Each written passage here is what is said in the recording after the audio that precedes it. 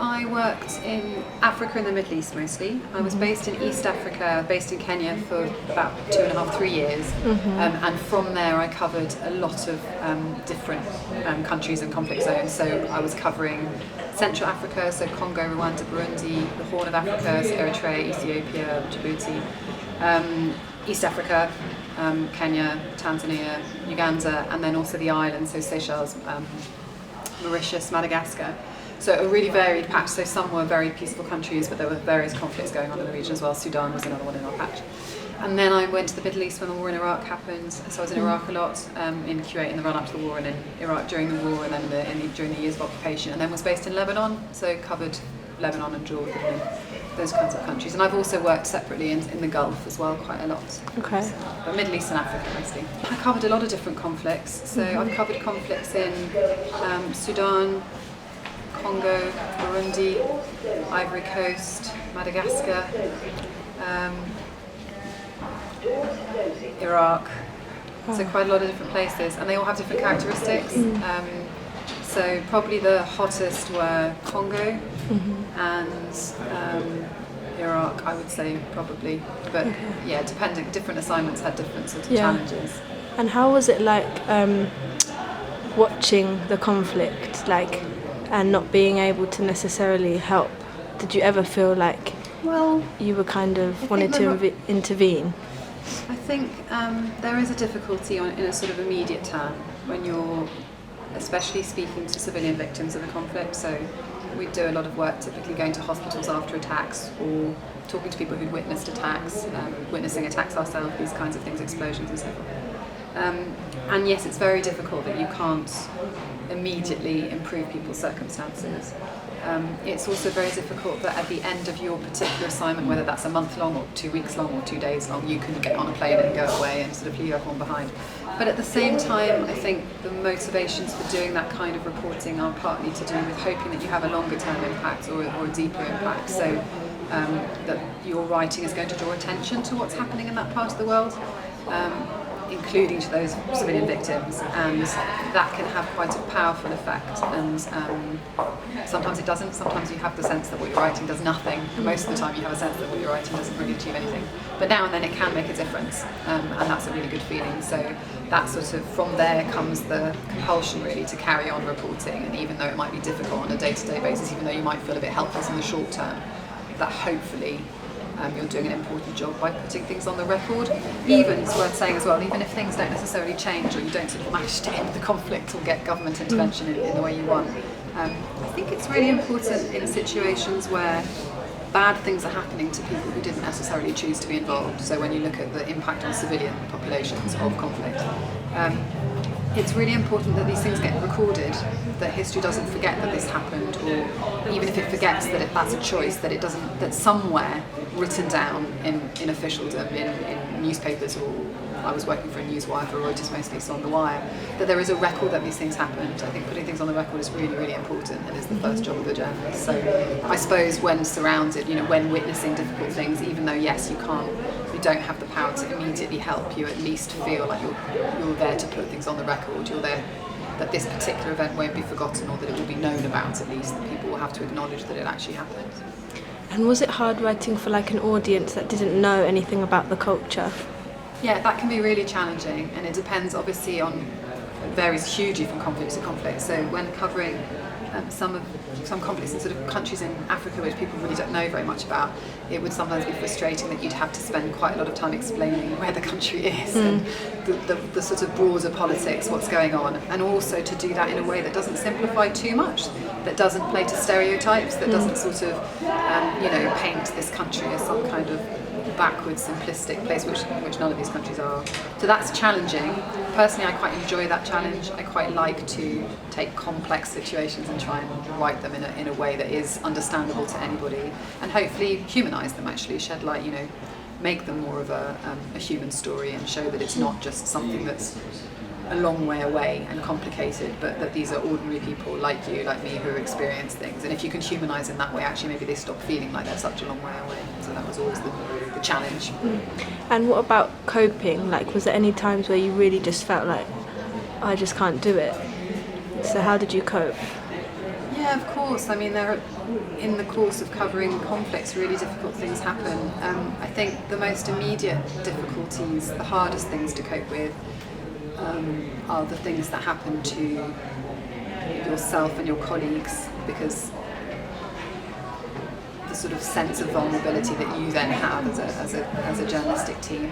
Reuters in Iraq I lost lots of colleagues, I lost several colleagues during the course of the conflicts, and that's been really, really hard. It's part of the job in the sense that it shouldn't be, but it is something that I've come to recognise as part of the territory. It still goes on once you leave conflict reporting, that every few years there's another friend of mine who stayed in it, who something happens to. Yeah, and that's really difficult. How do you get through it? I mean, among conflict reporters, there's a real sense of sort of community. We work very closely together. We're in difficult circumstances together. There's a sense of sort of, I suppose, solidarity, you might call it, or something. I suppose we help each other through it a lot, to some extent. But yes, it's hard. And it's hard. The other thing that's really difficult is returning to normality afterwards, because in conflict zones things aren't very normal. And this depends massively, obviously, how long you spend there. If you're there on an assignment for a week, it's fine. You come home and you adapt fairly quickly, easier. But if you are there for an extended amount of time, and readapting to normal life can be quite difficult. And your friends and family around you may want to help, but they can't really understand what it was like for you, or what the experience felt like, or what you went through. So that can be quite a challenge as well. So do you ever feel like you said when you lost colleagues, do you ever have long-term, like not post-traumatic stress, but maybe things like that along the lines? I mean, I think I had short-term post-traumatic stress, and I definitely struggled massively when I came out of Iraq. In the longer term, not something that would be diagnosable as PTSD, certainly not. Does it have an impact? Yeah, sure. It's difficult. It feels very pointless when journalists are killed in the line of duty, because you know that they, just like you, are there trying to do their job and trying to get on with things. But also the stories that you witness, I think that's also difficult. It's not just about your friends and other journalists. The things that you see happen inevitably challenge your view of what the world is, and how awful people can be, and how pointless so much of it is. You witness extraordinary things, levels of destruction and death and horror that you didn't really conceive of before, and that's a really hard thing to carry around with you in some ways. On the plus side, I suppose it helps realign your priorities. It helps you understand what is important in your life, and maybe spend more time focusing on that. But yeah, it's an experience. I think it's a rare conflict reporter. I'm sure there are some, but most people that I know definitely carry something with them always. I mean, it changes you, that kind of experience, of course. It would be strange if it didn't. Yeah. So would you ever feel like you want to work for an NGO instead of actually writing? So I've worked in the development sector a lot as well. I worked for the UN quite a lot as an editor. Yes, I don't see. Do you mean in the sense that perhaps it seems helps like more more obvious? Yeah, okay. Rather than just. Yeah. Yes and no. I mean, I think it's true. NGOs and governmental organisations as well are doing incredible work on the ground. Not necessarily in conflict zones so much, although sometimes, but certainly in development terms in poorer regions of the world. They have a hugely important role to play, but I think so does journalism. I think like I say, we work very closely together. The sort of communities in which you move in these countries are very similar. We tend to know each other very well on the ground. We get a lot of information from them, they get a lot of information from us, kind of thing. Socialise together as well. And I think, I think they both have really important roles to play, actually. I think they're two sets of, they're two parts of the whole. If nobody was writing these stories, NGOs need journalists as well. If no one was writing these stories, then they wouldn't be funding for the NGOs, or there wouldn't be official interest in what was needed, these kinds of things. So I think they both play an important role. And how did you feel like when you were kind of like reporting, like but you weren't able to do anything. I know I've already kind of said this, but like you just had to kind of write just for an audience that didn't know anything, but you knew so much and like you couldn't really necessarily help. I don't think the audience comes into the reporting so much. I mean, to some extent in that, but really when you're reporting, you're very immersed in a story. And if I'm sitting with somebody in a refugee camp, say, trying to understand what's happened to them, I'm just listening to them and taking a note, obviously, half the time. But so reporting is a very, it's an experience where you just try and find out as much as you can about everything that's going on. When you write those things up, like I say, I don't think, you do have to simplify sometimes, but that's not necessarily a bad thing.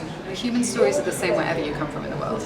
So writing a story about somebody who's lost their home, their family, a family member, however they've been affected by the trauma of conflict, is really the same wherever you come from, and those parts of the stories don't need translation, they just need to be written in a way that sort of hopefully resonates. But so no, I never found that particularly troubling. Challenging sometimes, difficult to sort of simplify complex political situations, but on the human level you're not sort of oversimplifying, you're just telling stories as they are. And do you have any tips for people that would want to be a foreign correspondent in a Question your motives, if there's something that draws you. Why is it that you want to be there? Because it's not an easy job to do. It can be hard on lots of different levels. And recognise, I don't know, I suppose I'd say recognise the challenges that there will be, know a bit what you're letting on. Yeah. Like say, how would they cope long term? My best advice would just be to learn from people who've done it for a longer time. So I was really lucky when I started working, not always, but on most of my assignments I wasn't travelling alone. I'd be travelling with usually a photographer and a cameraman, or a small group of us, sometimes another text writer, but usually another photographer or filmer. And often those were experienced colleagues, so people who'd done this before. And I learnt from them, and that's what you need to do, both from a security perspective, which is really important, but also from a emotional and professional level, how to cover those stories. So just stick close to somebody who's got a bit more experience than you and learn everything that they do is what I'd say. Perfect, thank you.